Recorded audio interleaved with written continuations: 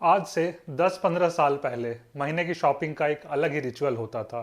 पापा एक लिस्ट बनाते थे, मम्मी किचन चेक करती थी कि घर में क्या खत्म हो गया है, और फिर पूरी फैमिली निकल पड़ती थी बाजार, किराना स्टोर या सब्जी मंडी या फिर किसी बड़े सुपरमार्केट में। लेकिन आज दूध खत्म, फोन निकालो।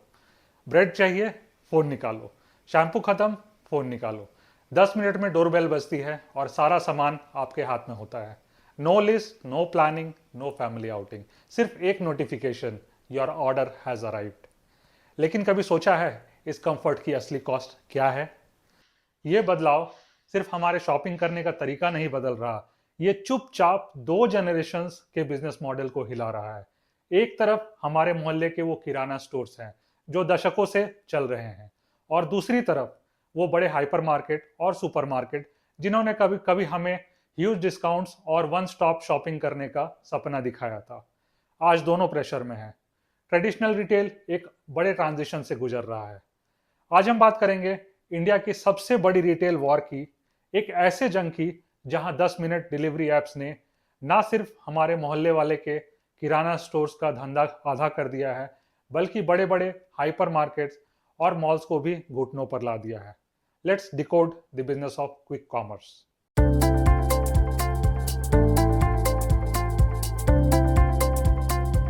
स्टोरी को समझने के लिए थोड़ा पीछे चलते हैं। अर्ली 2000 में एंट्री होती है ऑर्गेनाइज रिटेल की, जैसे बिग बाजार, स्पेंसर और बहुत सारे। उनका फॉर्मूला बहुत सिंपल था। एक बड़ी सी एसी बिल्डिंग, सब कुछ एक छत के नीचे, कपड़े, राशन, इलेक्ट्रॉनिक्स, सब मिल रहा था और भयंकर डिस्काउंट पे।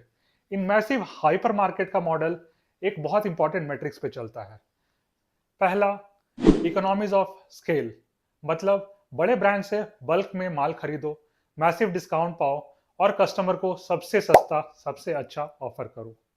दूसरा, इंपल्स बाइंग और हाई बास्केट वैल्यू। आप जाते सिर्फ 10 केजी आटा लेने, पर बिलिंग लाइन तक आते आते आपकी ट्रॉली में प्रीमियम चॉकलेट्स, नए ब्रांड के केचप और एक नई टी शर्ट्स भी आ जाती है। इन्हीं एक्स्ट्रा आइटम से मॉल असली पैसा कमाते हैं। ऑर्गेनाइज रिटेल के आने के बाद सबको लगा था कि किराना स्टोर्स खत्म हो जाएंगे, लेकिन ऐसा नहीं हुआ। क्यों? क्योंकि उनके पास दो ऐसे हथियार थे जो किसी सुपरमार्केट के पास नहीं थे। पहला, उधार, और दूसरा, पर्सनल रिलेशनशिप। शर्मा जी को पता था कि आपके घर में कौन सा आटा आता है, कौन सा बिस्किट आपके बच्चे को पसंद है, और अगर पैसे अगले महीने भी दिए तो भी चलता है। साथ ही एक और एडवांटेज था, प्रॉक्सिमिटी, मतलब दुकान घर के नीचे ही तो थी। और इसी वजह से किराना स्टोर्स ने ऑर्गेनाइज रिटेल का पहला अटैक सरवाइव कर लिया। लेकिन फिर आता है साल 2020-21। पैंडेमिक हमारा बिहेवियर बदलता है और एंट्री होती है क्विक कॉमर्स की, यानी 10 मिनट डिलीवरी ऐप। इन्होंने हाइपर मार्केट्स और किराना स्टोर्स दोनों की कमजोरी पकड़ ली। हाइपर मार्केट की कमजोरी, आपको घर से निकलना पड़ता है, पार्किंग ढूंढनी पड़ती है, बिलिंग लाइन में 20 मिनट खड़ा होना पड़ता है। किराना की कमजोरी, हो सकता है उनके पास आपका फेवरेट चॉकलेट या एग्जॉटिक फ्रूट ना हो। क्विक कॉमर्स ने इन दोनों को मर्ज कर दिया। इन्होंने शहर के बीच में छोटे छोटे डार्क स्टोर्स खोले। ये एक बहुत बड़ा हॉल टाइप होता है, जैसे बड़ा सा गोडाउन। यहाँ एक ही छत के नीचे हजारों टाइप के सामान रखे होते हैं। यहाँ कोई कस्टमर नहीं जा सकता, सिर्फ डिलीवरी राइडर्स जाते हैं। सिस्टम इतना ऑप्टिमाइज है कि ऑर्डर करने के 60 सेकंड के अंदर आइटम पैक हो जाता है। लेकिन सबसे बड़ा चेंज डिलीवरी स्पीड नहीं था, सबसे बड़ा चेंज था शॉपिंग बिहेवियर। पहले लोग महीने का राशन लेने जाते थे, 2000 की लिस्ट लेकर और 4000 का सामान लेकर लौटते थे। आज लोग दिन में 3-4 बार 150-200 के ऑर्डर करते हैं। जितनी जरूरत सिर्फ उतना ही ऑर्डर करना। और इसी एक हैबिट ने सुपरमार्केट का पूरा बिजनेस मॉडल हिला दिया। क्योंकि अगर कस्टमर्स ट्रॉली ही नहीं भर रहे तो इंपल्स बाइंग कैसे होगी, और अगर इंपल्स बाइंग नहीं होगी तो प्रॉफिट कहां से आएगा? तो अब सवाल यह है कि इस जंग में पहले कौन खत्म होगा। आयरोनिकली, बड़े हाइपरमार्केट्स या सुपरमार्केट ज्यादा खतरे में हैं। एक बड़े सुपरमार्केट का रेंट, एसी का बिल, हजारों एम्प्लॉयज की सैलरी, ये ओवरहेड कॉस्ट बहुत ज्यादा है। अगर लोग वहां जाना कम कर दें तो वो लॉस झेल नहीं पाते।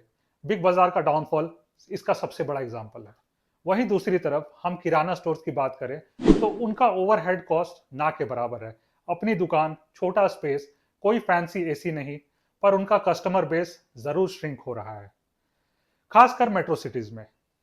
आज का जेंजी या यंग प्रोफेशनल दुकान पर जाकर भाव नहीं करना चाहता। उन्हें ह्यूमन इंटरेक्शन या ज्यादा कन्वीनियंस पसंद है। लेकिन इसका मतलब ये नहीं कि क्विक कॉमर्स ने गेम जीत लिया है।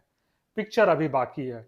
ये जो 10 मिनट की कन्वीनियंस हमें मिल रही है, ये फ्री नहीं है। एक मॉडल को सपोर्ट करने के लिए बहुत बड़ा लॉजिस्टिक नेटवर्क और हैवी इन्वेस्टमेंट और फंडिंग चाहिए।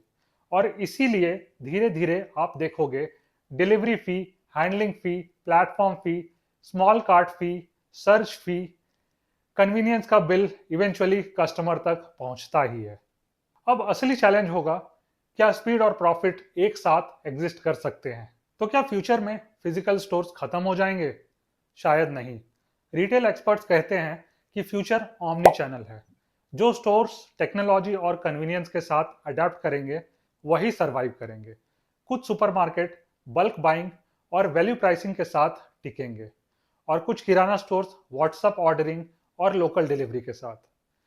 लेकिन एक चीज शायद हम पहले ही हार चुके हैं, वो वीकेंड ग्रोसरी ट्रिप्स, वो ट्रॉली में चुपके से चॉकलेट्स डालना, वो शॉपिंग के बाद आइसक्रीम खाना, और वो बाजार की रौनक। आज हम कन्वीनियंस के दौर में हैं, जहां हर चीज बस एक टैप दूर है। लेकिन कभी कभी सोचता हूँ 10 मिनट में सामान तो घर आ जाता है, पर वो जो थोड़ी देर परिवार के साथ बाजार घूमने का सुकून था, क्या वो हम कभी डिलीवरी पर मंगवा पाएंगे? आपका क्या मानना है?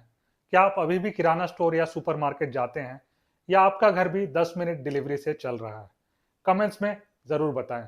वीडियो पसंद आए तो लाइक, शेयर और सब्सक्राइब करना मत भूलिए। मिलते हैं अगली वीडियो में। जय हिंद।